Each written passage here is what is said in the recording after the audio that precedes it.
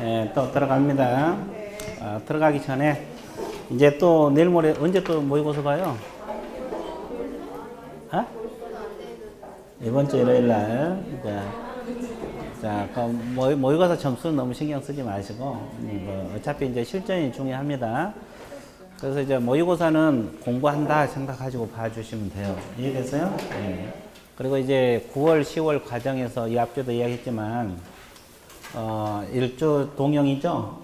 전 범위가 다 나오잖아요. 용어 문제, 중개 대상물, 사무소 이전, 결격 사유.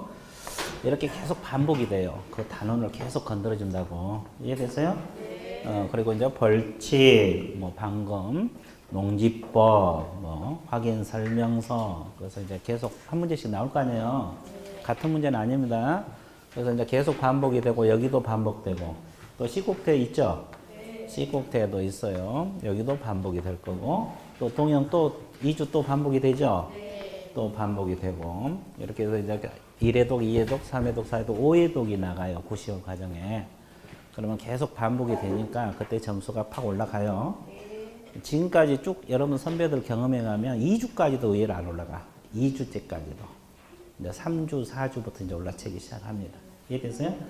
그래서 이제 급속히 왜냐면 지금 이론은 다 깔아놨잖아요. 내용은 깔아놨는데 이게 지식이 모아지지 않았기 때문에 쉽게 잘 안 돼. 그 잊어먹기도 하고. 그래서 이제 여기서 이렇게 쭉 가다가 이렇게 급상승하거든요. 실력이. 이해되셨어요? 그렇게 쭉 따라오다 보면 합격이 돼. 지금까지 계속 해오신 분들은. 뭔 소리 아겠어요? 그러니까 이제 그렇게 가다 보면 합격할 수가 있다고. 의외로 좋은 성적이 나와요. 이해됐어요? 예. 그러니까 이제 쭉 따라와 주시면 될 것이고. 그죠? 그리고 이제 9, 10월 달에도 적은 문제가 아니거든요. 봐보세요.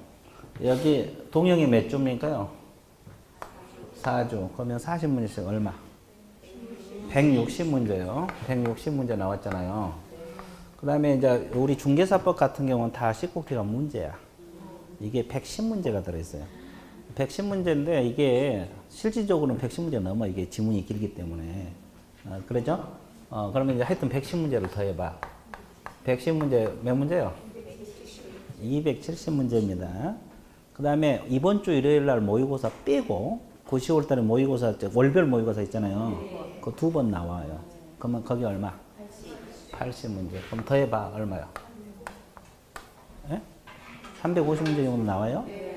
350문제면 웬만한 책 한 권이야. 문제지. 이것은 600문제인데 중개사법이 두껍잖아요. 문제집이 그나마. 그래서 600문제고 또 얇은 여러분들 그 과목도 있잖아요. 그 뭐 한 400문제 정도 450문제 정도 들었어. 그러니까 그것도 9시월부터 그 나간 문제만 해도 거의 책 한 권이 나가요. 그러니까 엄청 문제를 풀어대는 거잖아요. 그러니까 합격 안 할 수가 없지. 이해됐어요? 그래서 이제 이것도 그래서 이제 문제가 이렇게 많이 나가요. 9시월만 해도 적은 문제가 아니야. 그래서 이제 이렇게 자꾸 이렇게 계속 반복 이렇게 풀다 보면 다 걸려 다. 이해되셨어요? 예. 그래서 이제 합격하고 가는 거라고. 그러니까 이제 여러분들 지금까지 해오신 분들은 포기할 필요가 없어요. 하다 보면 되는 거예요. 이해됐어요? 너무 지금 뭐 모의고사를 할지 이런 점수에 연연하지 말라고. 어차피 이건 과정이니까 지금 잘 나와도 실전이 안 나오면 꽝이잖아요. 거꾸로 지금 꼴등하더라도 실전이 잘 나오면 합격이잖아요. 옛날에 다른 학원에서 모의고사만 보면 밑에서 두 번째, 꼴등에서 두 번째. 그 합격했잖아요. 21살짜리였거든요. 모의고사 보면 맨날 이쪽에 앉았어요. 이쪽에 앉아갖고 대답하면 90%가 틀려. 내가 맨날 물어보고 질문 나를 많이 하잖아요. 그래도 대답 열심히 해. 틀려도. 다른 사람은 부끄럽다고 저 뒤로 도망가거든요. 그러니까 나이도 어린데다가 아직. 그래도 걱정 없이 막 대답을 계속 틀려. 근데 뭐 다른 동기들은 이제 1차만 한다고 점수 안 나오니까 1차만 했거든요. 근데 이양 안 될 거 끝까지 해보자. 갔는데 그 합격이 되어버렸어요. 합격점 모임에 앉아있어요. 그래서 이제 그 학원의 전설이 됐어요. 진짜 전설이지. 모의고사 보면 꼴등에서 두 번째인데 다른 친구들은 1년 더 했잖아요. 1차만 합격했고 1년 더 했어요. 2차 포기하면 뭐 당연히 점수가 안 나오지. 아무리 쉽게 나오더라도. 그죠? 그래서 이제 그렇게 그냥 하다 보면 돼. 그래서 이제 그렇게 해서 계속 해왔기 때문에 여러분 처음 한 게 아니라 계속 해왔기 때문에 그게 가능하다고. 그러니까 문제는 어떻게 나올지 모르거든. 까봐야 알아, 까봐라. 이 소문은 다 말 그대로 소문이고, 뚜껑 열어봐야 알거든요. 이해되셨어요? 그러니까 이제 배수대로 쭉 따라오시라고. 이해됐어요? 네. 자, 그러면 이제, 부동산 판매 활동이 나갑니다. 경영 파트로 들어가요. 경영 파트. 요약집을 잠깐 받을게요. 이 99페이지 경영 파트는 뭐 시험 잘 안 나와요. 한 3, 4년에 한 문제 정도 나와요. 그래서 그 중요 파트는 아닌데, 그래도 이제 몇 가지만 건드려 드릴게요. 그 판매 활동에서 가장 먼저 나온 것이 뭐가 있어요? 아이다 올레. 아이다 올레. 아이다가 뭐요? 기다 반대? 그렇죠. 또, 어떤 분은 또 어른이다 반대라고 그러죠. 하여튼 아이다. 세 번째, 사람이 물건을 구입하기까지 심리적 발전 단계를 말합니다. 자, 세 번째 문쪽에서 사람이 물건을 구입하기까지 심리적 발전 단계를 뭐라 그래? 아이다. 아이다. 그러면 A가 뭐예요? attention. 주목입니다. 주목. 자, I가 뭐예요? interest. 흥미. 자, T가 뭡니까?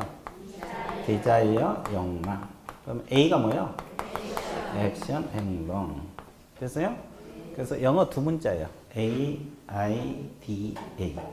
그럼 이제 우리가 이 개공 입장에서는 물건을 팔려면 일단 물건이 있다는 걸 알려야 돼, 안 알려야 돼? 광고를 내 가지고 고객의 주의를 끌어낸다는 거예요. 이것이 이제 주목 단계입니다. 어텐션. 됐어요? 예. 그럼 이제 물건을 보고 고객들이 바로 흥미를 느끼 안 느껴? 그럼 흥미를 느끼게 하려면 물건은 뭘 강조해야 돼? 장점. 물건은 뭘 강조해야 돼?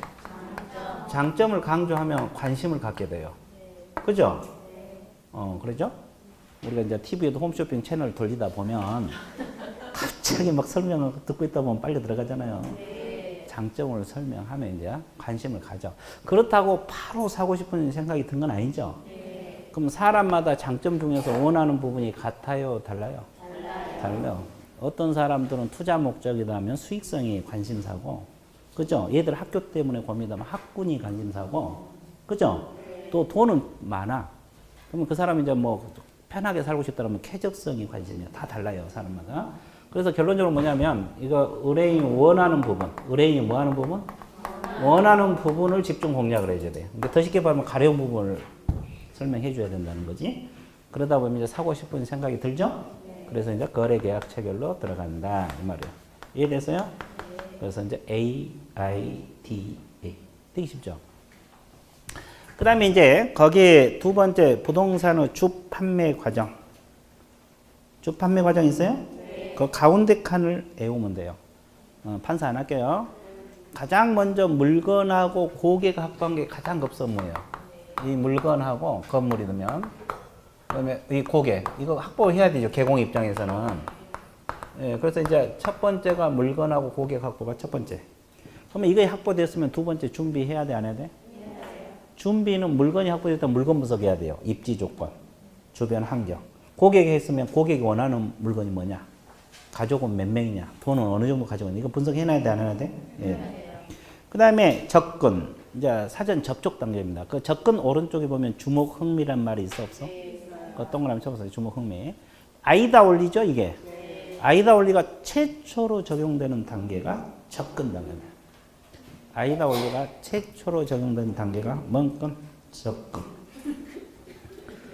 자, 접촉해갖고 그 다음에 현장에 데리고 가야 돼, 안 가야 돼? 이게 현지 안내 제시야. 그럼 현장에 데려갈 때도 이제 책에는 없지만 세 가지가 있어요. 준비 단계, 안내 단계, 평가 단계. 현지 안내 여기 단계도 세 가지로 나눠진다고. 그러면 건물 같으면 뭘 준비해야 돼요? 물건 보여주러 가기 전에 건축물 대장, 건물 등기부 청소하게 해야 되고. 그렇죠? 그 다음에 안내는 맑은 날 데리고 와야 돼? 비 오는 날? 맑은 날. 낮에 데리고 와야 돼? 밤에? 오래된 건물은? 그렇죠. 그렇죠. 그럼 토요일 날도 밤에. 그런 노래가 있어. 토요일은 밤이 좋다고. 됐어요? 그건 농담이고 하여튼 맑은 날 낮에 데려가야 돼. 그럼 하루 몇 건 정도 안내하면 돼요? 세 내지 네 건이야. 큰 물건은 한두 건이야. 보통은 세네 건, 큰 물건은 한두 건. 왜? 큰 것은 이거 하나 설명하는데도 많이 들죠? 시간도 많이 가고. 한두 건이고, 보통은 세네 건. 그럼 평가는 오늘 안내를 내가 잘했나, 잘못했나. 이해됐어요? 예. 반성하는 단계. 다음 시행착오 안 겪으려고. 됐어요? 그 다음에, 그리고 이제 이게 끝나면 뭘 시도한다 그랬어요? 클로징. 계약 체결을 시도하고, 클로징, 계약 체결로 들어갑니다. 판매 과정, 고객 물건 확보, 준비, 접근, 현지 안내 제시, 클로징 시도, 클로징이요. 3번 셀링 포인트. 자, 셀링 포인트란 말은 누구에게 가장 만족을 주는 특징을 말해요? 구매자. 구매자에게 가장 만족을 주는 특징을 뭐라 해요? 셀링 포인트. 달리 보면 판매 소구점. 치드 그레인 동그라미 주세요. 치드 그레인 만족을 주는 특징이라고 했잖아요. 그러면 종류가 기술적 측면의 셀링 포인트 있어요? 네. 경제적 측면의 셀링 포인트 있어요? 네. 법률적 측면에 있어요? 네. 정책적 있어요? 네. 또 뭐가 있어요? 저거. 사회, 문화, 환경적 측면이 있어요. 환경적 측면은 셀링 포인트. 자, 그래서 이따 내용은 문제 풀면서 할게요. 내용은 문제 풀면서 할게요. 자, 기술적, 경제적, 법률적, 정책적, 사회문화 환경적. 됐어요? 자, DP 넘어가세요. 그 다음에 클로징이 있어요. 클로징이란 말은 마무리, 그죠? 여기서 마무리란 뭐예요? 계약 체결을 말하죠? 그래서 이제 거기 첫째 줄 의의 몇 줄 써요? 거래계약서의 서명 및 날인시키는 행위. 소유권을 현실적으로 이전시키는 행위. 이걸 뭐라 그래? 클로징. 그럼 클로징 방법이 몇 가지가 있죠? 자, 점진적 확인법이 있어요? 네. 그 다음에 계약 전제법이 있어요? 네. 자, 부분 선결법이 있어요? 네. 장단 비교법이 있죠? 네. 결과 강조법이 있죠? 네. 그렇죠. 이것도 문제 풀면서 할게요. 네. 자, 그러면 이제 문제집 한번 봐볼게요. 중요한 거 몇 문제 한번 풀어볼게요. 자, 1번 문제. 1번 문제는 순서 바로 잡아라. 그 문제죠? 근데 4번이 정답인데 가장 고객하고 물건 확보가 첫 번째. 두 번째가 뭐예요? 준비. 세 번째가 접근. 네 번째가 현지 안내 제시. 다섯 번째가 계약 체결 시도. 여섯 번째가 계약 체결입니다. 자, 2번 문제 체크하세요. 아이다 원리하고 클로징. 혼용 문제죠? 틀린 것은. 아이다 원리란 마케팅에서 발달 용어로서 사람이 어떤 물건을 구입할 때 심리적 발전 단계를 말한다. 맞았어요? 네. 맞고. 주의, 어텐션 단계는 개공이 광고를 통해서 구매자를 유인하는 단계. 맞아요? 네. 광고를 찾고 구매자를 끌어다니는 단계. 맞고. 자, 욕망 단계는 고객의 흥미를 유발시키는, 자, 흥미를 유발시키는 단계 몇 적어보세요. 이건 흥미 단계입니다. 네. 욕망 단계가 아니라 욕망은 원하는 부분을 집중 공략하는 단계예요. 자, 3번이 틀렸고, 클로징이란 매매계약서의 서명 및 날인시키는 행위 맞죠? 네. 그럼 계약금, 보증금, 입주일 부분적으로 결정을 유도하는 방법을 무슨 선결법?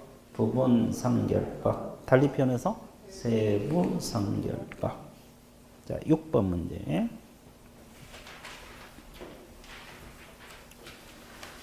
다음은 중개 활동 과정에 대한 설명이다. 옳은 것을 골라주세요. 옳지 않은 것. 개공은 고객하고 물건 확보가 가장 기초적 요소이며 실무 출발점이라고 할 수가 있다. 맞았어요? 네. 2번. 접근 단계에서는 인근 환경 균형, 준비 단계죠. 유사 물건의 매매 경기, 입지 주권은 물건 분석 해야 돼, 안 해야 돼? 해야 돼. 그 다음에 희망하는 물건이 뭐고, 자금력이 어느 정도 취향, 고객 분석 해야 돼, 안 해? 이게 준비 단계 맞죠? 그럼 아이다 원리가 최초로 적용된 단계가 접근이다. 맞죠? 아까 주목 흥미가 접근 단계에서 나오잖아요. 아까 요약집에서 했잖아요. 맞고. 현지 안내는 가급적 맑은 날, 밝은 시간대에 하도록 하고 가능한 밤에 안내하는 것이 피하는 게 좋다. 맞았어요? 네, 맞아요. 자, 안내 물건의 수로는 규모가 작은 주택은 한두 건이야? 세네 건. 큰 것이 한두 건이 되는 겁니다. 몇 번 정답? 5번. 9번 문제.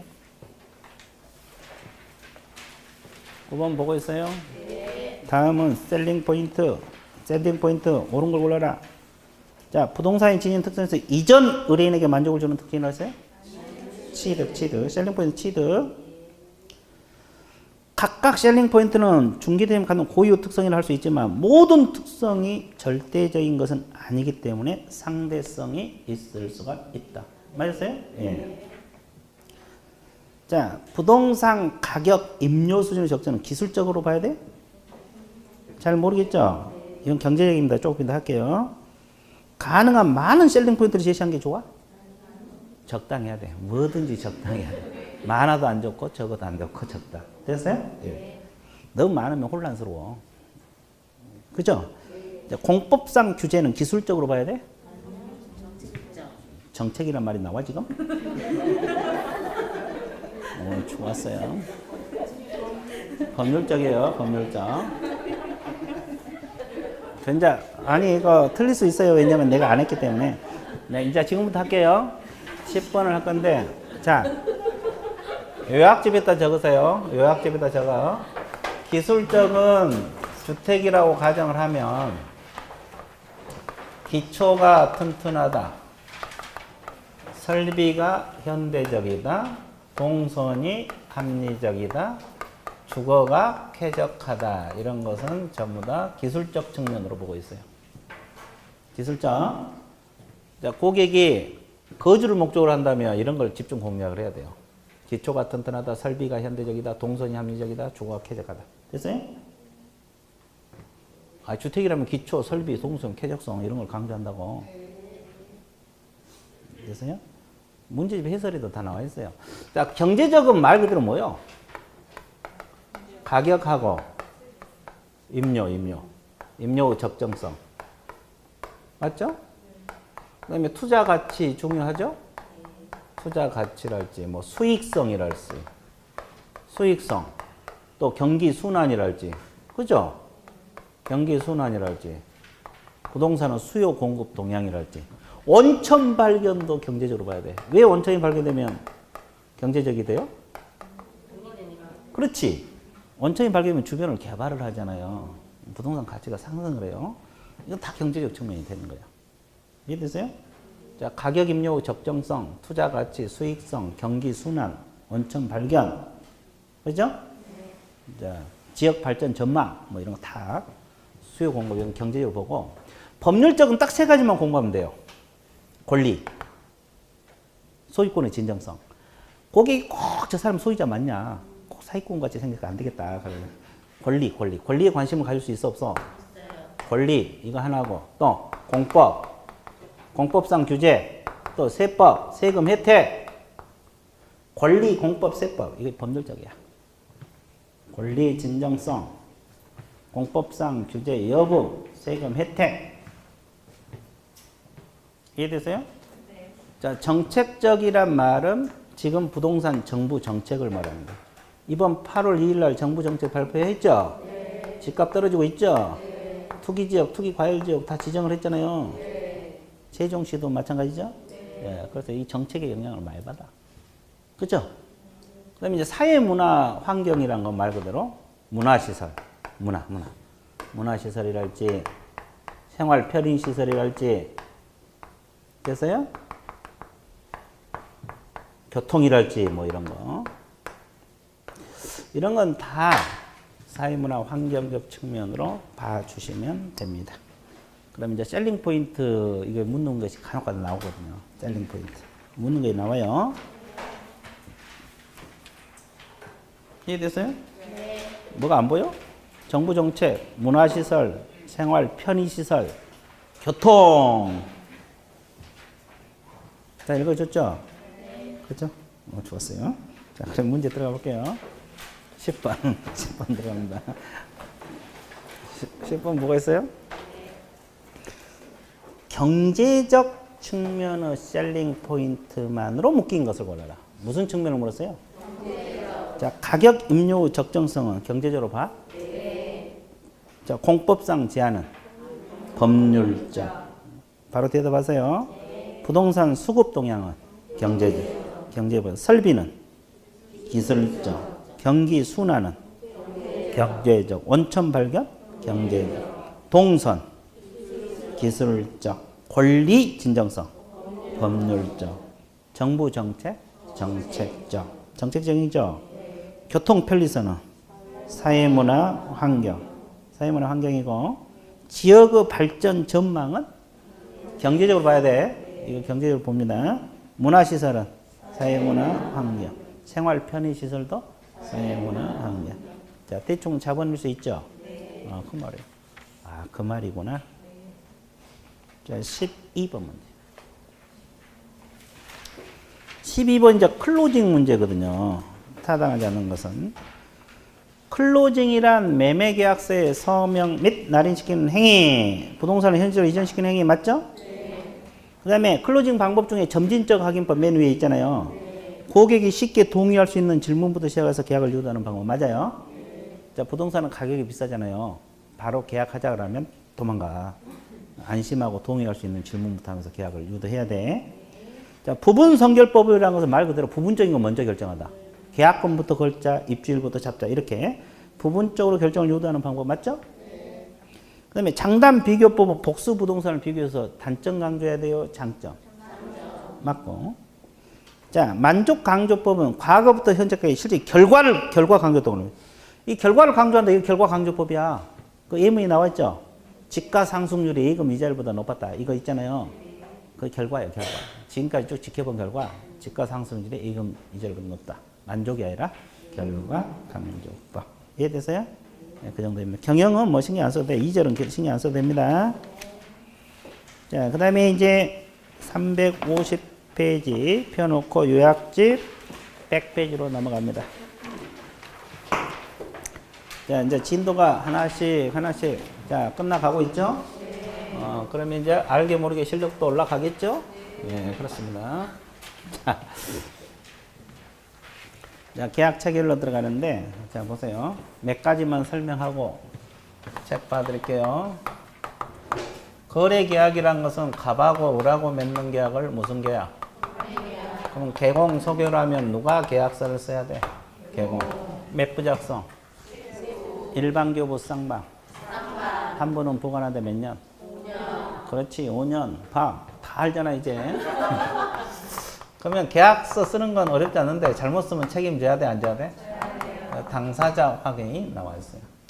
당사자는 갑하고 을, 매도인하고 매수인. 그럼 이제 무엇부터 확인해야 되냐? 매수인도 똑같아요, 원리가. 이렇게 매도인 위주로 공부를 하면 되는데.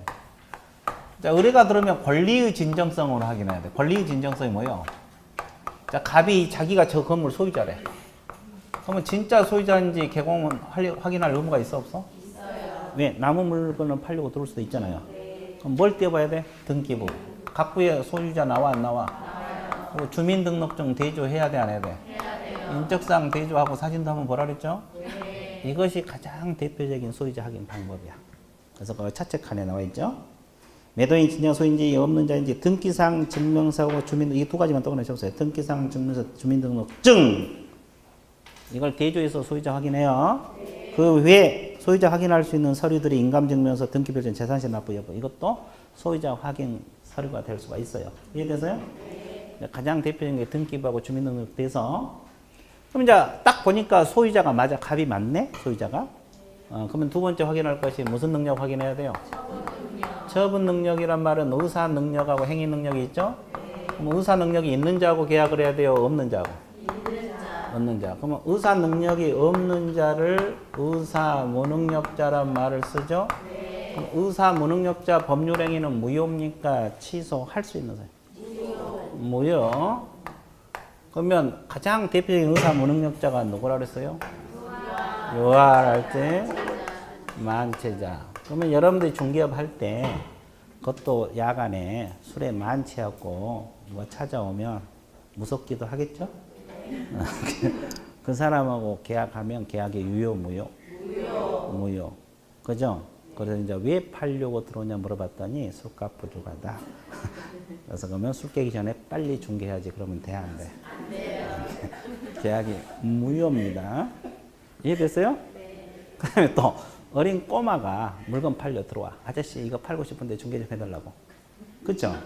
그럼 왜 그러냐 그러니까 깎아서 그렇죠? 그럼 너 가만히 있어 내가 해줄게 그러면 이것도 계약이 뭐다? 무효. 그러면 이분들하고 중개하면 돼 안 돼? 안 돼요. 안 돼. 자 그래서 이제 그러면 행위 능력이 있는 자고 해야 돼 없는 자고 해야 돼? 있는 자. 없는 자를 제한 능력자. 그러면 제한 능력자 법률 행위는 무효입니까? 유효입니까? 취소할 수 있는 사유? 취소할 수 있는 사유. 그럼 제한 능력자 누구요? 미성년자, 피한정 후견인, 피성년 후견인 있죠? 잘 봐보세요. 그러면 왜 이걸 알아야 돼요? 개공이, 자 보세요. 이 사람이 의뢰가 들어와서 소유자 확인하니까 소유자는 맞아. 근데 주민등록증 보니까 19살이 안 되네. 미성년자라고 나오죠? 네. 미성년자하고 계약하면 계약이 무효입니까? 취소할 수 있는 사유? 취소할 수 있는 사유. 자, 이 사람이 소유권 취소가 안 되면 소유권 취득하겠죠? 네. 그러면 취소가 되면 소급해서 무효. 그러면 누가 취소권을 가지고 있어요? 미성년자 본인도 취소권을 가지고 있어 안 가지고 있어? 있어요. 이건 절대적 취소입니다. 네. 이 사람이 선의라도 취소. 또 법정 대리인도 취소권을 가지고 있어 안 가지고 있어요? 자 부모가 너 왜 팔아먹었냐 그러고 취소해버리면 소급해서 무효. 네. 그러면 개공은 취소가 안 되게 중개해야 되겠죠? 네.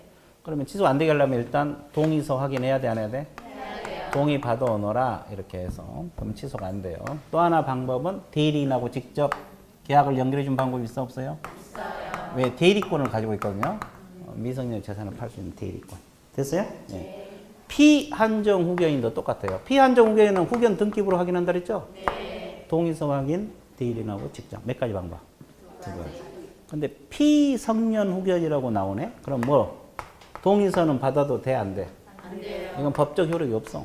네. 왜냐면 동의권이 없거든요. 그럼 누구하고만 해야 돼? 대리인. 몇 가지 방법? 한 가지. 이해되세요?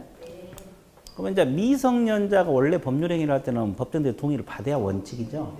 그럼 동의 없이 혼자 할 수 있는 법률행위들이 있어 없어? 가장 대표적인 것이 성년 의제. 이 사람이 결혼한 미성년자가 물건 팔러 들어오잖아요. 그럼 법정 대리인 동의 확인해야 돼? 안 해야 돼? 안 해도 돼. 왜? 성인으로 보니까 그냥 혼인했냐만 확인하면 돼요. 혼인은 법률혼을 의미해요. 그러면 잘 보세요. 그러면 미성년자가 혼인했다가 6개월 후에 이혼을 했어요. 그러면 다시 미성년자로 가, 안 가? 그러면 부모 동의 있어야 되네? 그거 생각 안 해봤어요? 자, 결혼했다가 이혼을 했어. 19살이 안 됐는데. 그럴 수도 있잖아요. 그러면 다시 미성년자로 가면은 법정대리인 동의 얻어야 된다는 소리죠. 안 가면은 안 얻어도 된다는 소리죠. 그러면 이혼한 미성년자 의뢰가 들어올 수도 있잖아요. 그럼 부모 동의 확인해야 돼, 안 해야 돼? 말 안 했어요? 그러면 이야기 할게요. 이런 말이 있잖아요. 한 번 성인은 영원한 성인. 아, 그런 말 없어? 처음 들어봐. 그럼 지금 들어봐. 한 번 성인은 뭐다? 그러면 부모 동의할 필요가 없어요. 갑자기 또 성년을 갖다 미성년도 그것도 웃기지. 자, 다시 한 번 성인은? 그렇지. 좋았어요. 그렇죠. 맞죠? 좋았어요. 됐어. 자, 그 다음에 또 하나.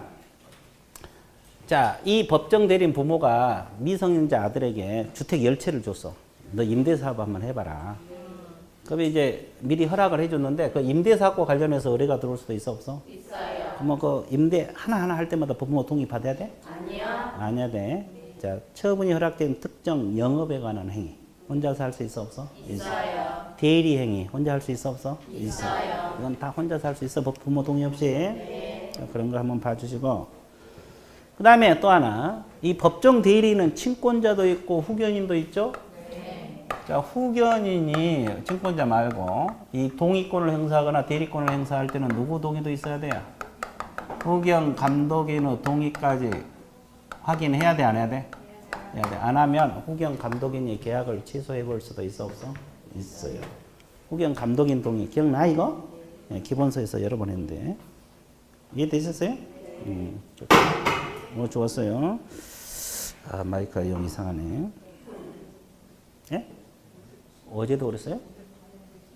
아, 어제 밤에 심었어요? 아, 이거 밤이 되면 더 심해지는구나. 큰일이네. 그러니까 밤에 할 때. 밤에 심해지는구나. 달래야 되겠어. 술 한 잔 먹이고, 자. 두 번째 칸 밑줄 그어드릴게요. 자, 미성년자하고 피한정후견인 가로를 묶으세요. 법정 대리인 동의 기억. 첫 번째고, 대리인과 기억. 몇 번째? 두 번째. 두 가지 방법. 근데 피한정후견인은 법정 대리인 동의 있어요? 없죠. 이게 대리인과 계약 몇 가지 방법? 한 가지. 그렇게만 나와 있죠? 동의권 X. 자, 그 다음에 대리인이 물건 팔려고 들어올 수도 있어 없어? 그럼 대리권 유무 확인해야 되죠? 자, 이무 대리는 뭘로? 위임자. 법정 대리는 가져가. 여기서 미성년자 법정 대리권이 가져간 게 등록돼요. 자, 이걸 확인해요. 그러면 남편 재산을 아내가 팔려고 들어올 수도 있죠. 그럼 대리권 유무 확인해야 돼, 안 해야 돼? 해야 돼. 일상가사 범위 아니야? 아니야, 벗어난다. 부동산 처분 임대는 다 벗어난 거야. 그러니까 대리권이 있어야 되는데 이무 대리 관계예요. 그러니까 뭘로 확인해야 돼? 위임자. 그럼 거꾸로 부인 재산을 남편이 팔려고 들어올 때는. 아, 똑같아? 남편인데? 아, 좋았어요. 아, 남편을 무식하고 있어. 아, 좋았어. 하여튼 똑같아요. 똑같습니다. 자, 위임장 됐어요? 자, 공동 소유 재산이 크게 몇 가지? 세 가지. 공유, 합유, 총유. 자, 공유하고 합유는 지분이 있고 총유는 없죠? 자, 공유 지분은 자유롭게 처분할 수 있죠? 합유 지분은 자유롭게 못하고 전원 동의? 총유는 지분 없으니까 나눠놓고. 자, 공유물 처분은 전원 동의죠? 다른 공유자 전원 동의. 그러면 공유물 임대나? 무엇의 과반수? 지분의 과반수. 그 공유자 전원 동의 옆에다가 공유물 임대 땡땡. 공유물 임대는 지분의 과반수요. 공유물 처분은 전원 동의. 공유물 임대는 관리 행위로 보는 거죠. 지분의 과반수. 합유는 무조건 전원이야. 지분이 됐건 합유물이 됐건. 총유는 사원총의 계획. 그 다음에 법인이 물건 팔려고 의뢰가 들어올 수도 있어 없어? 그럼 이제 법 인격이 있냐고 대표자 처분권은 유무 확인하라 했죠? 뭘로 확인해? 법인 등기상 증명서. 근데 법인 종류에 따라서 법인마다 종류가 다 다르잖아요. 이해관계에서 감독자 승낙 여부를 확인한 경우가 있죠? 얘가 사립학교 법인 나와 있죠? 그럼 아까 우리가 공부했잖아요. 사립학교. 사립학교 기본 재산을 처분할 때는 관할청은 허가. 그러니까 허가 가능성 확인하라 했죠? 그러면 전통 사찰 주지가 부동산 팔려고 올 때는 문화체육관광부 장관 허가. 이런 가능성을 개별적으로 또 확인해야 돼, 안 해야 돼?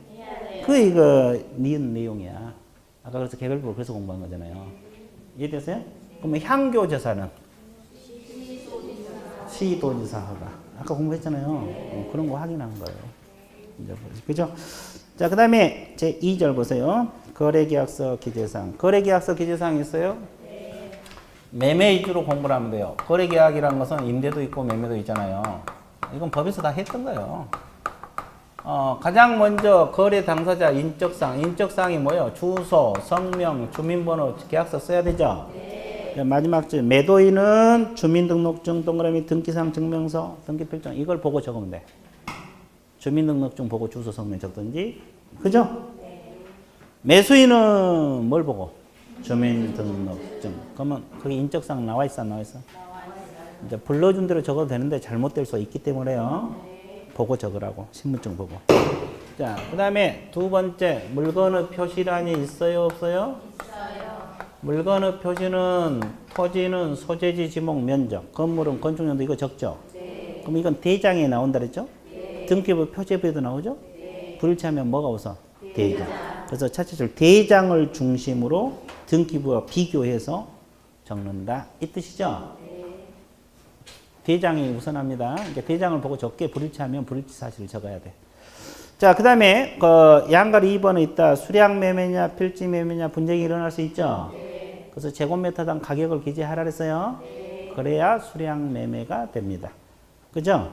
이건 문제 풀 때 다시 설명해야 되고. 자, 계약 1 반드시 들어가죠? 동그라미 반드시 들어갑니다. 자, 그 다음에 총 거래 금액 적어야 돼, 안 적어야 돼? 계약금, 그 지급일자 등, 지급 방법, 그 지급일자 등, 지급 방법 적어야 되죠? 자, 그 다음에 물건의 인도 일시, 물건의 인도 일시 적어야 되죠? 여섯 번째, 권리 이전의 내용이에요. 소유권이 이전되느냐, 임차권이 이전되느냐, 이런 거. 자, 그 다음에 DP에 넘겨보세요. 뭘 또 계약서에 들어야 돼? 조건이나 기한이 있을 때는 조건, 기한 적으라고 했죠? 그리고 이제 8번 동그라미. 확인 설명서 무슨 일자? 교부일자 반드시 들어가라 했죠? 자, 그 다음에 9번째가 그 밖의 약정상, 특약상이 있죠? 특약상이 있는데 이것은 이제 뭐 약정 해제랄지, 과실의 기속이랄지, 위험 부담이랄지, 담보 책임이랄지, 매매 비용, 조세 공가 나와 있죠? 그러면 여기 담보 책임 동그라미. 자, 여기서 하자 담보 책임을 말하죠? 물건을 사는데 하자가 발생할 수 있어요? 있죠? 그러면 담보 책임을 물을 수 없어요? 있어요? 뭐에 의해서? 민법에 의해서. 약정을 하면 민법과 달리 약정할 수 있다는 거고, 약정이 없더라도 민법에서 담보 책임 물을 수는 있어요. 약정하면 약정대로 효력이 발생한다 이 말이고. 그 다음에 매매 비용도 특약 걸 수 있죠? 그럼 매매 비용은 누가 부담한 걸 매매 비용이라? 쌍방이 균분 동그라미. 그럼 매매 비용 외우라 그랬어요?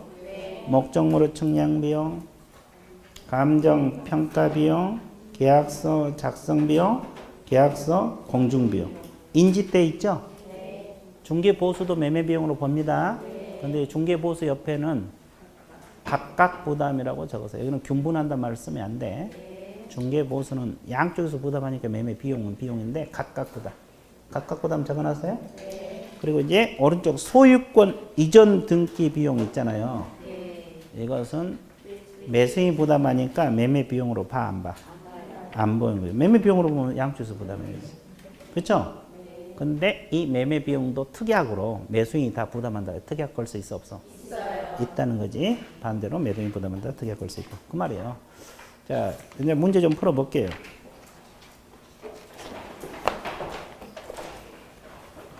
자, 2번 문제 한번 볼게요. 그 미성년자 피한정 후견인이 동의 없이, 법정대리 동의 없이 단독으로 할 수 있는 행위 있죠? 아닌 것을 골라라. 350페이지 2번. 처분이 허락된 재산의 처분은 혼자 할 수 있어요? 그리고 법정 대리로부터 허락을 얻은 특정 영업에 관한 행위 있죠? 그 옆에다 적어. 아까 주택임대사업. 그 애가 주택임대사업. 그렇죠? 허락을 해줬으면 임대와 관련해서는 부모 동의를 별도로 또 받을 필요가 없어요. 대리 행위 혼자 할 수 있다 그랬죠? 그러면 상속받은 재산을 처분한 것은 아니에요. 그냥 매매잖아요. 그 다음에 성년 의제된 미성년자 행위 혼자 할 수 있어 없어? 있어요. 결혼하면 혼자 할 수 있다 그랬죠? 자, 3번 문제. 개공 A는 거래 계약을 중개하는 과정에서 매도인에 관한 사항을 다음과 같이 매수인에게 뭐 했다? 설명했다. 바른 걸 골랐어요? 바르지 못한 거? 자, 매도인이 미성년자 피한정 후견일 경우 대리인과 계약을 체결하거나 대리인 인감증 동의서 확인. 몇 가지 방법? 2가지. 거래 계약 체결한다고 설명했다. 맞죠? 맞고. 2번. 자, 매도인이 미성년자인 경우 제한 능력자이므로 절대적 취소 사유에 해당돼서 매수인은 선악 관계없이 거래 계약을 취소할 수 있다고 설명했다. 맞아요? 이거 안 다쳤는데도 그러네. 좋았어요. 자, 3번. 건물의 경우 하자 담보 책임권을 계약서에 명시하지 않으면 장차 하자 담보 책임을 물을 수 없어요? 아니요. 있다 그랬죠? 뭐에 의해서? 민법에서. 3번이 틀렸어. 공유. 4번. 공유인 경우는 물건 처분도. 물건은 공유 물을 말하죠? 물은 전원 동의. 맞았어요? 맞고. 자, 매도인이 법인일 경우 법인격 유무, 대표자인 처분 권한 유무, 법인 등기상 증명서. 맞죠? 정중재산은 정중해유력을 살펴보는 것이 바람직하다. 맞죠? 예. 자, 6번 문제. 다음은 부동산 개업공인 중개사가 공동 소유 형태의 재산을 중개하는 데서 주의할 사항이다. 옳은 걸 골라서 옳지 않은 거. 하나 물건을 2명 이상 다수인이 공동으로 소유하는 것을 공동 소유라 한다. 이러한 종류는 공유, 합의, 총. 몇 가지? 3가지. 자, 공유 지분을 처분하는 경우는 다른 공유자 처분 동의가 필요해? 자유롭습니다. 2번이 틀렸네. 자, 그러면 합유. 합유는 합의자 전원 동의. 맞아요? 네. 왜? 합유는 지분이 됐건 물건이 됐건 전원 동의죠? 네. 자, 총유인 종중재산 처분은 종중규약이 정하는 바에 따라. 맞아요? 네. 자, 종중규약이 없다면 종중총회 의결을 따라야 돼. 맞았어요? 예. 그래서 몇 번 정답? 2번. 자, 7번 문제. 자, 개공갑이 정소유 X토지를 공유하고 있는 을과 병에게, 그죠? 매매 계약을 중개했다. 아, 매매 계약을 중개했네. 자, 누구 토지라 그랬어요? 정소유라 그랬어요. 무슨 토지? X토지를 누가 사고 있어, 지금? 을하고 병, 공동으로 매수를 하고 있어요. 그러면 갑 개공이 중개를 하고 있다는 소리죠? 개공이 이제 중개를 해. 그럼 이제 이렇게 중개할 수 있죠? 그럼 이제 문제 들어갑니다. 옳은 걸 골라라. 을의 지분이 얼마를 써요? 근데 특약이 없어. 다른 특약을 안 걸었고, 을이 X토지 전부를 사용 수익하고 있다면 병은 을에게 부당이득 반환 청구할 수 있다 그랬는데, 자, 둘 다 지분이 얼마씩이요? 근데 누가 이 토지를 전부 쓰고 있어요? 을. 그러면 병이 부당이득 반환 청구할 수 있느냐? 을. 있어 없어? 왜? 사용 수익은 뭘로 결정해? 아무거나 지분 가만서 하지 뭐. 아무거나 지분 가만서. 오늘 비만 왔으면 옥상에 올려. 지분 비율로 사용 수익이에요. 지분 비율로 적어봐. 그러면 이렇게 생각을 해봐. 자동차를 을하고 병이 공동으로 샀다 가정을 해봐. 지분이 똑같이 투자를 해가지고. 그럼 지분 비율로 써야 되죠. 오늘은 을이 타고 내일은 병이 타고 모레는 을이 타고 그다음에 병 반반씩 써야 되죠. 근데 을이 혼자서 자동차를 계속 끌고 다녀. 그럼 병은 화가 나 안 나? 그럼 자기 있고 청구할 수 있겠어 없겠어? 같은 원리야. 똑같은 거야. 이해됐어요? 지분 비율로 사용 수익할 수 있습니다. 부당이득 당연히 청구할 수 있죠. 자, 니은 을의 지분이 얼마고? 특이하게 쓰면 을은 단독으로 공유물 관리 적으세요. 공유물 관리는 뭘로 결정해? 이게 지분의 과반수야. 그러면 지금 을이 지분의 과반수 됐어 안 됐어? 반수지. 과반수가 아니잖아요. 그러니까 단독으로 결정할 수 없다. 그러니까 맞습니다. 자, 을의 지분이 얼마예요? 과반수 넘어섰죠? 그럼 을은 X토지 특정을 배타적으로 사용할 수 있는 결정을 할 수 있어 없어? 있어요. 맞고. 자, 공유 관계에서 을하고 병이 분할하지 않을 걸 특약 걸 수 있어 없어? 있어요. 몇 년 범위네? 5년 범위. 그러면 맞는 거 몇 번? 다 맞죠? 기억, 니은, 디귿 다 맞죠? 네. 자, 거의 민법에 가깝죠? 뭐가 들어가지니까 중개실무요? 개공. 실무가 어떻게 보면 가장 넓어. 공법에다가 개공 단어만 넣으면 실무고, 세법에도 개공 들어가면 실무고, 공시법에도 개공만 들어가면 실무야. 민법 개공. 그죠? 이게 되셨어요? 그래서. 자, 그 다음에, 자, 뒷에 넘기서 나머지 볼 필요 없고, 2절, 거래계약서 파트 들어갑니다. 거래계약서 기재사항 있죠? 뭐, 11, 12는 뭐, 여러분 풀어보시고, 13번 보세요. 중요합니다. 거래계약 체결에 대한 설명 옳은 것을 몇 개냐, 이렇게 쓰면 문제인데, 자, 계약을 했어. 매매계약을 하고 24시간 이내에 해약을 했어. 그러면 해약하는 거래 당사자가 해약금을 지불하지 않아도 된다. 그런데 해약금이 계약금이에요. 계약금 종류거든요. 그럼 이제 계약금 1,000만 원 줬다가 하루 만에 계약을 해지했어. 그러면 계약금 지불을 해야 돼, 안 해야 돼? 해야 돼. 그 옛날에 뭐 그런 말이 있어서 하루 만에 해지되면 돌려준다는 말이 있었어요. 그건 관행상 그런 거고 법상 의무가 없어. 일단 계약 체결 끝나면 포기하든지 배액상환해야 돼. 이해됐어요? 계약 체결할 때 신중히 해야 되겠죠? 하여튼 계약서만 끝나버리면 끝나는 거예요. 그러면 지불하지 않아도 된다가 아니라 지불해야 한다. 이래 맞고. 매매 계약서 형식은 임의로 정할 수 있어요? 왜? 법정 서식이 없어. 그러니까 아무거나 써도 된다는 거지. 이건 맞는 지문이고, 니은은 맞았고. 그 다음에 거래계약서 단위 면적당 금액을 기재했죠?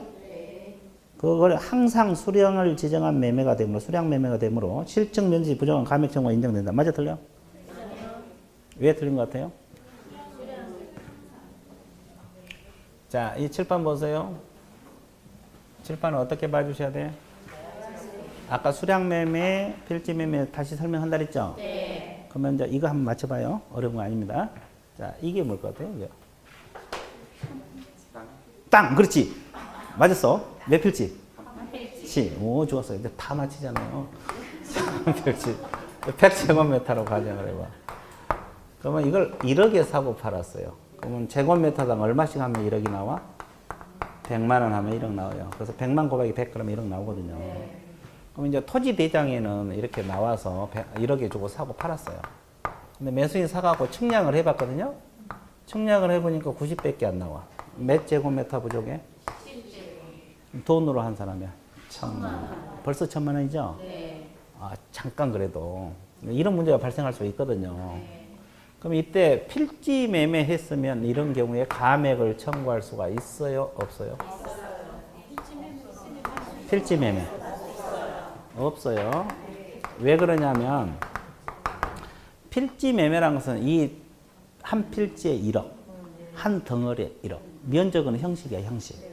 그러니까 이런 경우 부족에도 감액을 청구할 수 없어. 그러면 감액을 청구할 수 없다. 줄이면 그렇지. 이제 다 맞춰. 감액 청구 X. 자, 그럼 수량 매매는 이런 경우에 감액을 청구할 수 있어 없어? 있어요. 있어요. 면적을 중시하거든요. 이제 개념 잡았죠? 그러면 내년에 여러분들이 합격해서 100억짜리 토지를 중개할 때 이걸 잘 알고 가서 계약서 써야 될 거 아니에요. 잘못하면 책임져야 되니까. 그러면 이제 봐보세요.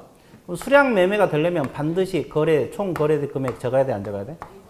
적어야 돼요. 아, 얼마요? 1억이잖아요. 근데 필지 매매도 총 거래 대금 적겠죠?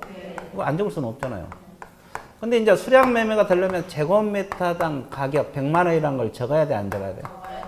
이걸 안 적으면 수량 매매가 안 돼. 근데 봐봐.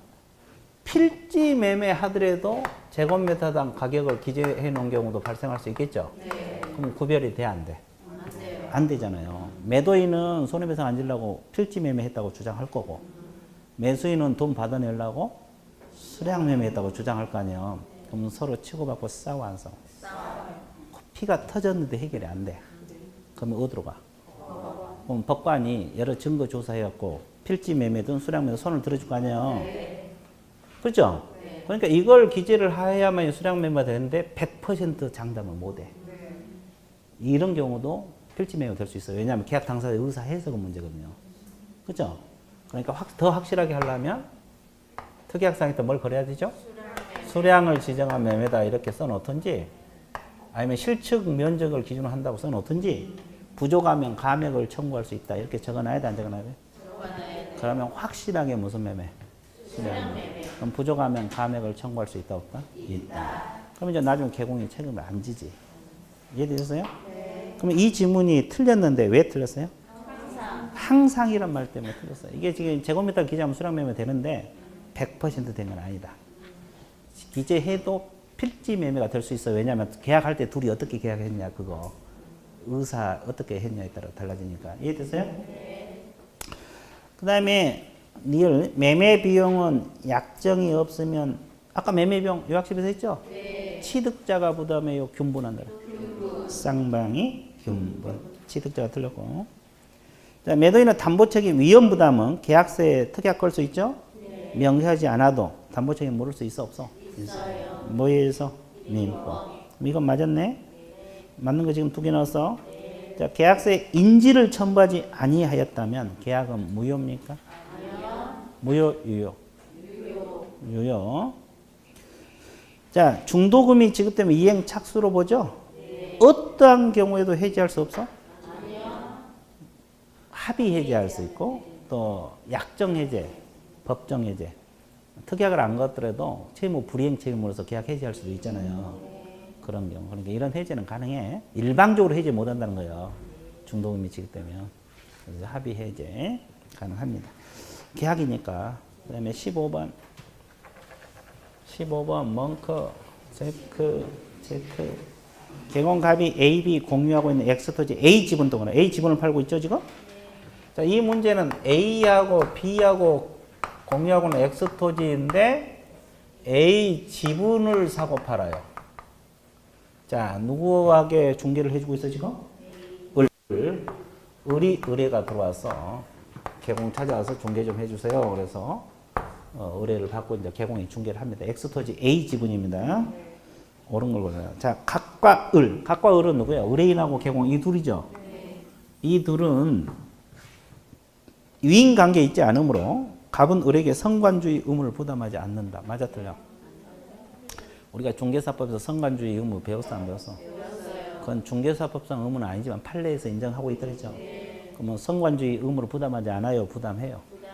부담해. 주의 의무를 다 해야 되고. 자, 갑은 매매계약서에 인적사항 아까 기재해야 되죠? 네. A, B 둘 다 인적사항 기재해야 돼? 네. A만 기재해요. 왜 그러겠어요? 지분을 사고 파니까. 만약에 토지를 팔면 다 해야 되겠죠? 네. 공동으로. 근데 이게 지분을 사고 파니까 B 인적사항을 뭐로 줄 거예요? 그죠? 그러니까 B가 빠져야 되고. 갑은 A 지분 처분에 B 동의 확인해야 돼? 아니요. 왜? 지분 처분은 자유롭다. 그러니까 B에게 부과할 의무는 없어요. 자, 매매계약서 대금은 계약할 때 반드시 특정돼야 돼요? 나중에 해도 돼요? 나중에 특정돼도 관계없어요. 자, 5번이 정답인데 5번은 당연한 소리예요. 봐보세요. 개공갑이 X토지 저당권 설정을 확인했어 안 했어? 안 했죠? 잡혀있는데 안 하고 중개했어. 근데 저당이 실행돼요. 을이 소유권을 잃게 될 수도 있어요? 없어요? 있어요. 그럼 손해배상 져야 돼? 안 져야 돼? 당연한 소리잖아요. 저당권 설정 확인 설명 의무 위반이지.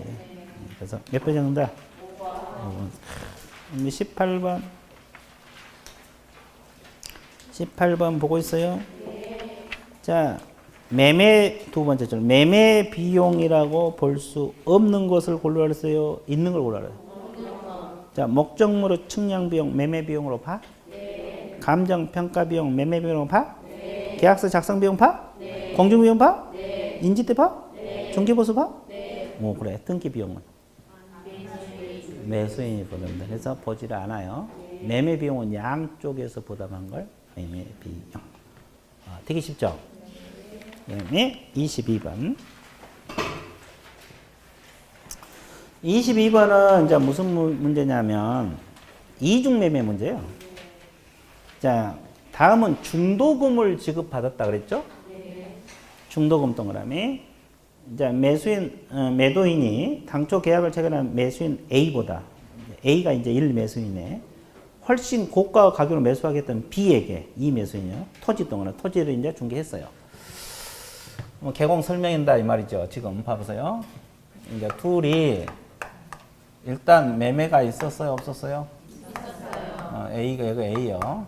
매수인, 1매수인이요. 그죠? 근데 뭐까지 받았어요?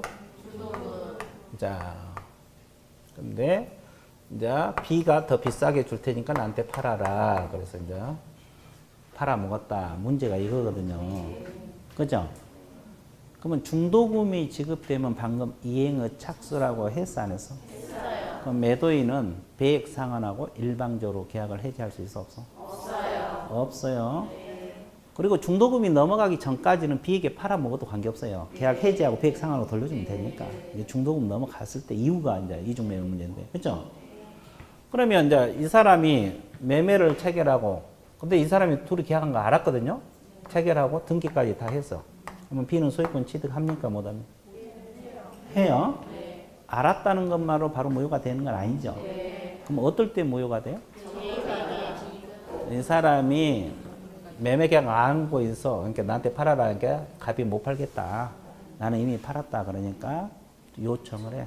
내가 요청도 하고 안 되니까 회유를 하고 협박을 해서 사들였어. 그러면 반사회질서 위반이죠?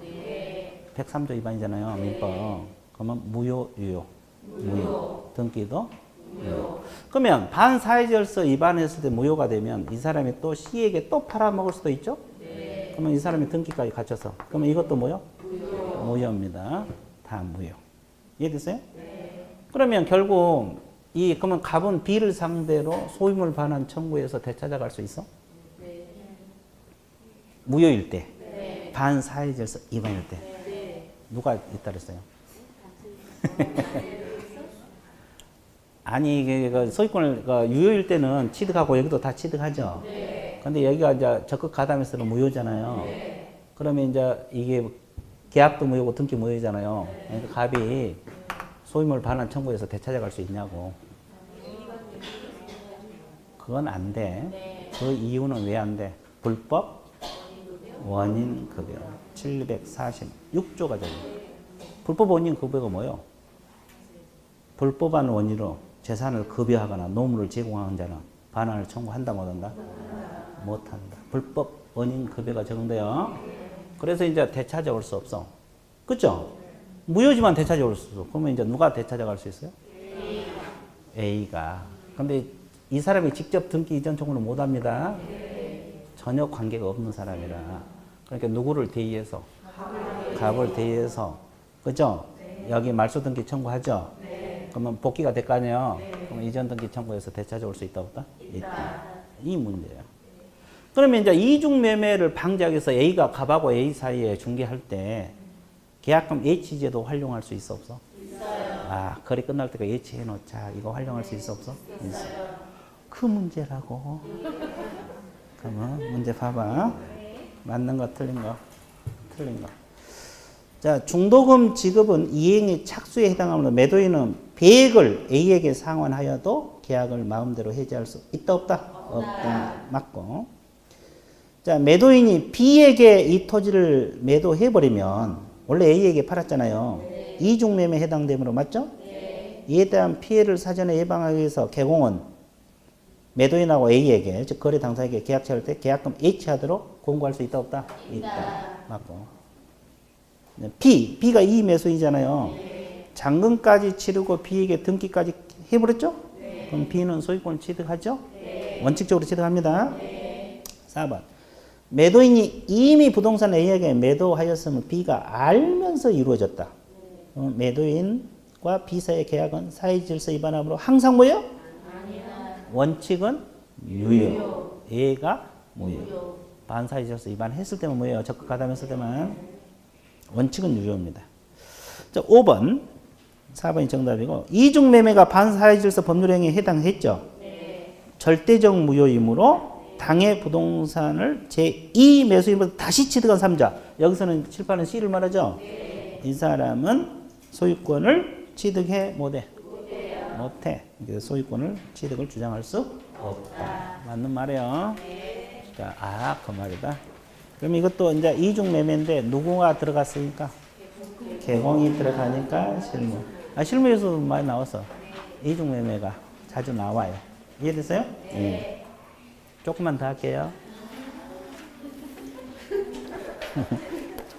하기 싫어 죽겠어? 아니, 그 계약 범위까지 오늘 진도 범위거든요.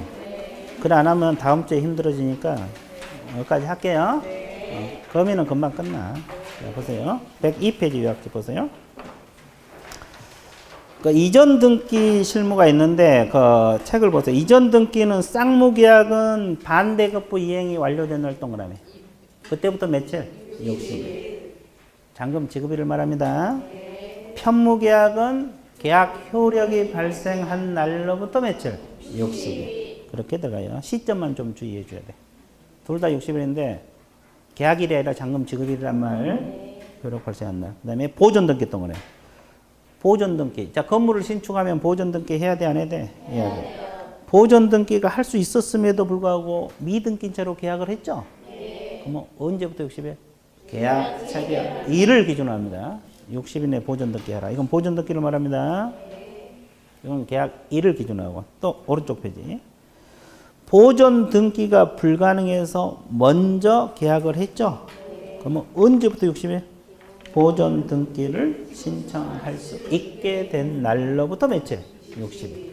그러면 딱 보면 이전 등기든 보존 등기든 다 며칠? 60일. 근데 시점은 다 같아요? 다 달라요? 달라요. 그럼 이 파트는 시점을 좀 신경 써봐요. 그 다음에 이제 거민 들어갑니다. 거민도 시험에 자주 나와요. 이거 무조건 알아야 되는데. 자, 칠판 봐보세요.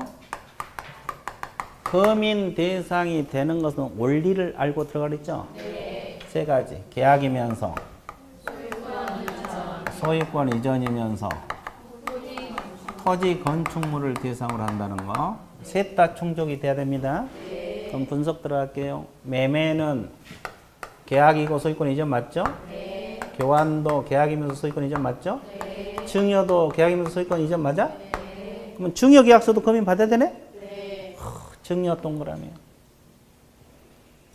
거기 기억해 보면 후단에 증여 있어요? 네. 그러면 증여 복습할게요. 아까 토지거래 허가국에서 증여로 지을 때 허가증? 아니요. 없어도 되죠? 네. 농지증?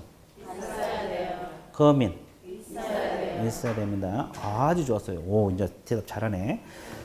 자, 그 다음에 그 공유물 분할 계약서하고 명의신탁 해지 약정서는 계약과 관련이 되죠? 네. 거민 받습니다. 그리고 이제 니을 미음을 먼저 했어요. 그 다음에 판결서하고 판결과 같은 효력을 갖는 조서 있어요? 네. 이건 거민 받습니다. 네. 이건 별도로 공부하시고. 그 다음에 이제 계약 아닌 거 찾아봐. 판결 빼고. 상소, 경매, 수용. 이건 왜? 계약이? 또 계약은 맞는데 소유권 이전이 아닌 것. 전세권, 임차권, 저당권. 저당권도 아니죠? 이건 왜? 소유권 이전이 아니니까.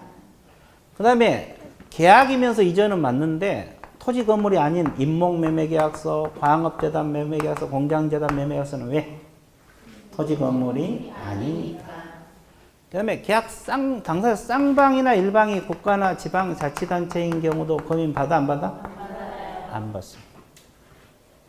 그 다음에 토지거래 뭘 받으면? 허가증을 겨우 받으면. 자, 부동산 거래 뭘 받으면? 신고 필증을 겨우 받아도 거민을 받은 것으로 본다 안 본다? 본다. 왜? 의제. 그 말이다. 됐어요? 네. 끝. 자, 그 다음에 그 교재를 보세요.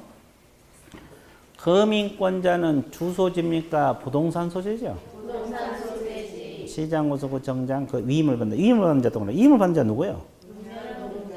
읍면동장이요. 그러면 시장구소구 정장 읍면동장에 거민 권한을 위임할 수도 있죠? 네. 그러면 그 뜻을 등기 소행에 통지하라. 기억나? 네. 네, 그렇습니다. 위임받는 자 읍면동장이에요. 네. 신청권자는 계약 당사자 중 1인 동그라미 그 위임을 받는 자. 위임을 받는 자는 변호사, 법무사 개공될 수 있죠? 네. 그럼 개공은 의무적으로 신청해요. 위임 받아서 할 수 있는 겁니다. 자, 거민 절차 보세요. 거민 받으러 갈 때는 이 계약서는 원본이란 말을 쓰고 있죠? 네. 원본하고 사본 두 통. 판결서는 정본하고 사본 두 통 제출하라 그랬죠? 네. 그렇습니다. 자, 2개 이상의 시군구에 있는 수개의 부동산을 이전할 수도 있어 없어? 있어요. 그럼 각 시장구소구청에 쫓아다니면서 받는 게 원칙이죠? 네. 불편해 안 불편해? 불편해요. 그럼 한 군데에서 거민을 신청하여야 한다요? 할 수 있다? 할 수 있다. 할 수 있다 동그라미. 원칙은 각 시장구소구청이야. 할 수 있다. 자, 그러면 거민권자가 거민할 때는 실질적 계약 내용까지 확인해? 아니요. 형식적 요건 구비만 확인해요. 네. 서류상 하자 없으면 거민해 준다고. 네. 지체 없이 말고 형식적 이거 시험 여러 번 나왔어요. 실수가 아니고. 네. 자, 그 다음에 거민계약서는 몇 부 작성하라 했어요? 2통. 한 통은 거민권자가 보관을 해. 한 통은 세무서장에 송부하라 그랬죠? 네. 그 말입니다. 그 다음에 전매시 거민신청 4줄 읽어보세요. 뭐라 했어요?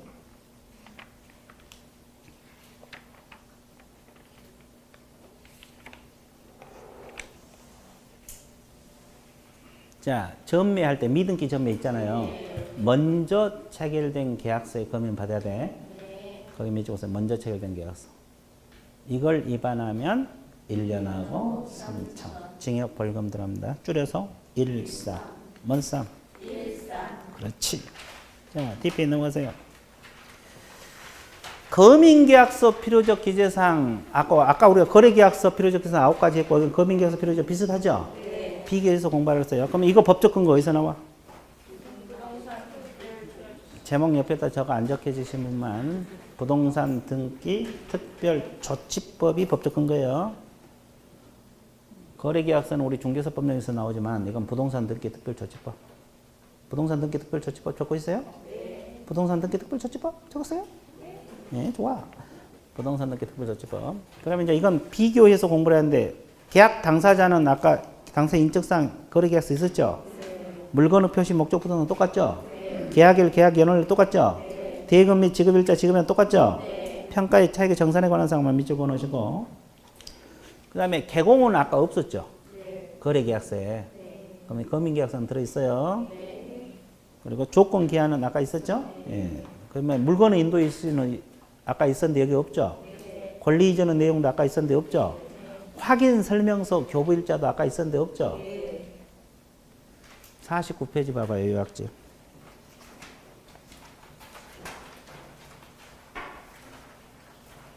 아니, 49페이지 아니다. 39페이지인가? 예, 39페이지. 39페이지를 보시게 되면 거래계약서하고 거민계약서 필요한 비교해놨어? 안 해놨어? 그거 비교해서 공부하라고 39페이지 적어놓고 비교해서 공부하세요. 자, 그러면 문제 한 두세 문제만 풀면 돼요. 자, 문제 좀 볼게요. 24번 볼게요. 부동산 등기 특별조치법상 거민 제도에 관한 설명이다. 맞는 걸 골라주세요. 틀린 거. 틀린 거. 자, 거민 신청하기 위해서는 계약서 원본하고 사본 두 통 제출. 맞죠? 네. 거민 신청 주소지관할 시장구수구청장이에요? 아니요. 부동산 소재지. 이거 틀렸네.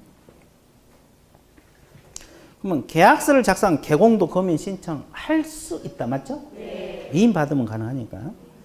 그럼 거민은 계약자는 당연 1인이나 그 위임받는 자가 신청할 수 있다. 맞고. 계약서 서식은 특별히 정해진 게 없죠? 네. 등기조치법상 필요적 기재사항만 있으면 된다. 맞습니다. 자, 그 다음에 25번. 거민을 신청할 필요가 없는 걸 모두 골라라. 거민 대상이 아닌 걸 골라라 그랬죠? 네. 공유물 분할 약정서는 받아야 되고, 임목 매매 계약서는 안 받아도 됩니다. 토지 건물이 아니니까. 공장재단도 주택 전세 계약서는 지상권 설정 계약서는 그건 다 소유권 이전이 아니죠. 판결서는 매수인이 국가면 안 받아도 되고, 토지 주택 교환은 받아야 되고. 몇 번? 신청할 필요가 없는 거. 3번이 정답이에요. 자, 그래서 어려운 건 없죠. 자, 27번 한번 받을게요. 자, 개공갑이 을 소유 X 토지를 매수하려는 병 의뢰를 받아 중개는 오는 것은, 자, 을이 소유자고 병이 매수인이고 무슨 토지? X 토지. 개공이 갑입니다. 계약서를 작성한 개공갑이 자신의 이름으로 계약서 검열을 신청할 수 없어요? 있어요? 위임 받으면 가능해? 네. 일률적으로 없다 그런 게 틀렸고. 그다음에 2번. X 토지 소유권 이전을 받은 병이 매수 대금이 지급을 위해서 X 토지에 뭘 설정했어? 그럼 저당권 설정 계약서도 검인 받아? 아니요. 왜? 소유권 이전이 아니기 때문에. 임차권, 전세권, 저당은 아니야. 네. 3번 잘 보세요. 병이 매수인이죠, 병이. 네. X 토지에 대해서 매매를 원인으로 소유권 이전 조건 보존을 가등기에 기해서 뭘 했어요? 그럼 본등기 할 때 원인 증서인 매매 계약서에 검인 받아야 되냐 이 말이야. 네. 받습니다. 그럼 가등기 할 때 원인 증서는 받아 안 받아? 안 받아요. 본등기 할 때만 받아요. 이게 정답이고. 네. 자, 갑이 신고 필증을 겨우 받았죠. 네. 그럼 계약서에 검인을 받지 않는 한 이전 등기 신청할 수 없어요? 아니요. 있어요. 왜? 신고 필증을 받으면 검인을 받은 것으로 본다, 안 본다? 검인 계약서 없어도 등기돼. 이때는 신고 필증 제출하면 되는 거예요. 자, 병으로부터 검인 신청받은 엑스토지 관할청이 검인할 때는 계약서 내용 진정성 확인을 했어요? 형식적 요건의 구비를 확인하지. 공무원들이 내용을 모르잖아요. 이해됐어요? 자, 29번 마지막 문제입니다. 부동산 등기 특별조치법상 검인계약서 필요적 기사에 아닌 걸 고르라 그랬죠? 그럼 목적 부동산하고 계약 연결 있었어? 있었죠? 조건 기한은? 있었어. 대금 지급일자든 지급에 관한 평가의 차익 정산. 있었네. 개공은? 있을 때 있었죠? 임대인과 임차인은? 이건 자체는 검인 대상이 아닙니다. 그럼 매도인하고 매수인 이건 되겠죠? 인적사항 들어가니까 이것은 검인 대상이 아니니까 안 들어가는 거예요. 확인 설명서 교부일자는? 이건 거래계약서는 있지만 검인계약서는 없어요. 네. 이해됐어요? 그 다음에 물건의 인도일시도 마찬가지죠. 거래계약서는 있지만 검인계약서는 없습니다. 이해됐어요? 그래서 아까 요약식 39페이지 비교해놨죠?